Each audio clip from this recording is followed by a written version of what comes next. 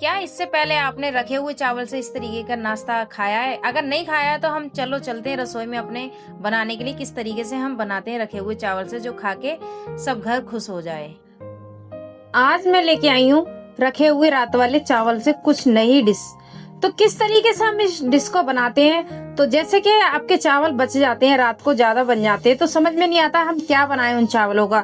तो मैं इसीलिए मैं नई डिश लेके आई हूँ आप लोगों के लिए, तो इसको जरूर देखिएगा। तो चलिए मैं शुरू करती हूँ इसको। तो शुरू करने से पहले सबके लिए नमस्ते, राधे राधे, रजनी रसोई घर में सबका स्वागत है। तो चलिए हम स्टार्ट करते हैं इसके लिए।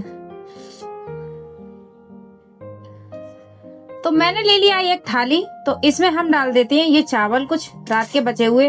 तो जैसे मैंने आपको बताया था कि इस चावल से, रखे हुए चावल से हम बनाएंगे, तो इस रेसिपी को आप जरूर पूरा देखिए, तभी आपको समझ आएगा कि मैंने किस तरीके से इसको बनाया है। तो ये देखिए चावल मैंने इसमें डाल दिए हैं, रात के बचे हुए एक थाली में ले लिए हैं इस तरीके से। तो आपका जो भी सामान आप बनाते हो, चावल है या कुछ भी है, तो इस तरीके से मैं नई नई रेसिपी आपको लाती हूँ अलग अलग तरीके से, ताकि आपकी कोई भी चीज बेस्ट नहीं हो। तो इस तरीके से चावलों को मैंने थाली में निकाल लिया हैगा। साथ ही में लिए हुए मेरे पास 3 आलू रखे हुए उबले हुए। तो अगर आपके पास उबले हुए नहीं है तो आप ऐसे ही काट के उबाल सकते हो, या तो आप कच्चा आलू भी इस्तेमाल कर सकते हो। तो इस तरीके से मैं आलू को छील लेती हूँ, छिक्कल हटा देती हूँ इनका। ये देखिए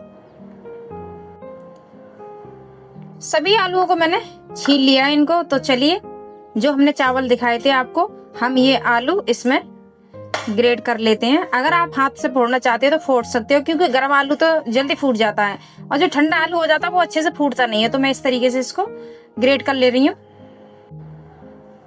सभी आलूओं को मैंने ग्रेट कर लिया है।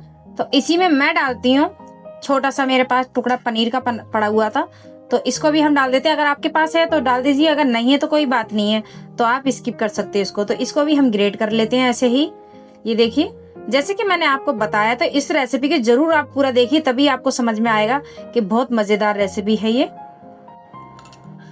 मेरे पास कुछ सब्जियां पड़ी हुई, एक शिमला मिर्च और थोड़ा सा पत्ता गोभी, क्योंकि मैं जब रेसिपी बनाती हूँ तो मेरे पास थोड़ी थोड़ी सब्जियां इस तरीके से बच जाती हैं, तो मैं रख लेती हूँ कब काम आ जाए और कौन सी रेसिपी बनाने की जरूरत पड़ जाए। तो इस तरीके से मैंने ले लिए एक प्याज और 3-4 हरी मिर्ची ले ली हुई है, कुछ धनिया पत्ता है। तो चलिए हम इसको बारीक करके काट लेते हैं सभी चीजों को। सभी सब्जियों को मैंने इस तरीके से काट लिया बारीक करके। तो ये जो पत्ता गोभी हमारी पड़ी हुई थी, तो वो इस तरीके से बारीक नहीं हो रही, तो मैंने इसको कद्दूकस कर लिया है। तो चलिए हम सभी चीजों को, सब्जियों को सारी को इसमें हम मिक्स कर लेते हैं। तो आज की हमारी जो डिश है ना, बहुत ही अच्छी बनने वाली है और बहुत ही शानदार, क्योंकि खाने के लिए आपने एक बार बना लिया ना इसको, तो आप हर बार में इसको बचा के चावल जरूर बनाओगे आप। तो इस तरीके से मैंने सभी सब्जियों को मिला लिया इसमें। तो इसमें मैं लाई हूँ अपने घर के मसाले जो रसोइयों में होते हैं हमारे। तो देखिए मैंने सभी ले लिया, गरम मसाला, जीरा, कश्मीरी लाल मिर्च और अमचूर पाउडर, धनिया पाउडर, लाल मिर्ची, काला नमक। तो ये सभी सामान हमारे घर में होता है, तो मैंने कोई भी चीज बाहर की नहीं डालती हूँ जल्दी से, कि आप लोगों के पास, जैसे आप लोगों के, बहुत लोगों के पास होती भी है कोई चीज, नहीं भी होती है। तो इसलिए मैं ज्यादातर अपनी रसोई का ही इस्तेमाल करती हूँ, कि हर किसी के पास मिलता है ये। तो स्वाद अनुसार हम डाल देंगे इसमें नमक। तो हम ये सभी चीजों को अच्छे से हाथों से मिक्स कर लेते हैं। ये देखिए इस तरीके से। ये देखिए आप लोगों को दिखने में ही लग रहा होगा कि ये बहुत ही अच्छा लग रहा है दिखने में, तो सोचो खाने में बहुत ही स्वादिष्ट लगेगा। तो इसको, तो सभी हमने बैटर को तैयार कर लिया है हमने। तो देखिए इस तरीके से हम इसको क्या करेंगे, हाथों पे लेंगे और इसके छोटे छोटे से, जैसे नींबू के आकार के हमारा वो होता है ना, नींबू होता है, उस आकार का हम इसको शेप देंगे इस तरीके से।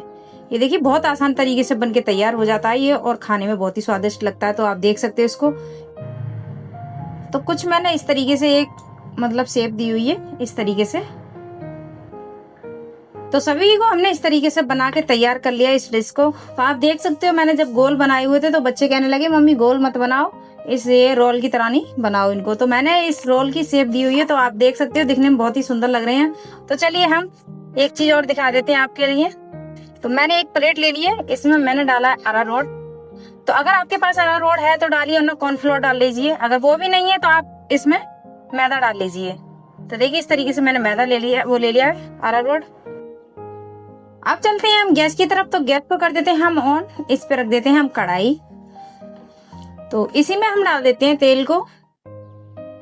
ये देखिए, तो तेल को हम गरम होने देते हैं। तेल गरम हो चुका है, तो जैसे मैंने आपको बताया था, इसको मैंने क्या करा, ये अरारोट में इसको कोटिंग कर लेंगे इस तरीके से। ये देखिए, ये देखिए, और एक एक करके हम इसको कढ़ाई में छोड़ देंगे। तो सभी को हम इस तरीके से इसमें एक एक करके हम इसको आराम से पलट देंगे। ये देखिए, तो हम एक एक करके निकाल लेते हैं। सिक्के तैयार हो गए हैं ये देखिए, और ध्यान रखिएगा कम गैस पे ही सेकें इसको। तो इस तरीके से हम इसको दूसरी छल्ली में निकाल लेते हैं ताकि सारा तेल इसका नीचे निकल जाए। ये देखिए, तो इस तरीके से हमारी रेसिपी नई बनके तैयार हो गई है। तो अगली बार में आपको कौन सी रेसिपी चाहिए कमेंट करके जरूर बताएं, और सब्सक्राइब जरूर करें और लाइक कमेंट जरूर करें। तो इस तरीके से मैं फिर से लेके आऊंगी नई रेसिपी। जब तक के लिए आप एंजॉय करिए। Bye bye.